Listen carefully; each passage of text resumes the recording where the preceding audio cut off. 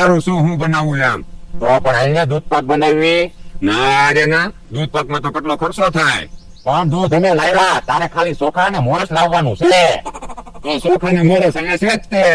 તો પણ હાલો ને દૂધ પાક બનાવીને ખાવી, કાંઈક સારું તો ખાવી. હા ઈ હાસુ. લાવો દૂધની બરણી. હાલે.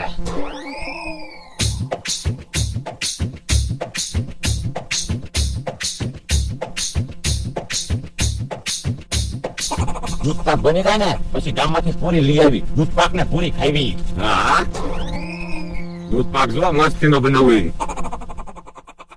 અહીંયા કપડા હુકાઈ ગયા હોય ને તો લઈ આય. એ હારો. આ વખતે તો કપા વેસાય ને એટલે બે જોડી નવા કપડા સીવરાવી નાખવા છે. ક્યાંક બહાર ગામ જવાનું છું હોય તો કપડા હુકાય ની વાટે તો ન જવું પડે. કપડા હુકાઈ ગયા, ઘડીક વારમાં કપડા હુકાઈ ગયા. હું મારા હાથ ચમ ધોળા બગડ્યા. અહીંયા તે શેનાથી કપડા ધોયા? સાબુ છે. સુનો હોય એવું લાગે. હું મેં સોનાથી કપડા ધોયા. સોનાથી કપડા થોડા ધોવાના હોય.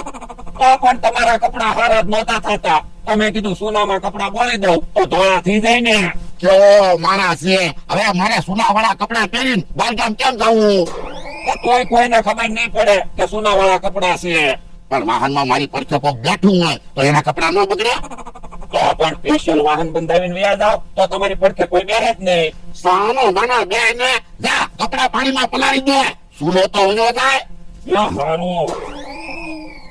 કેવો માણસ છે, કઈ ખબર જ ના પડતી ને. અમથા દૂધ પાક બનવાની કેટલી વાર છે? બહુ વાર લાગી.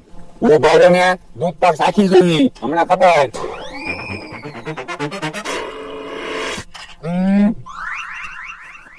આ દૂધ ક્યાં છે? સુનો છે.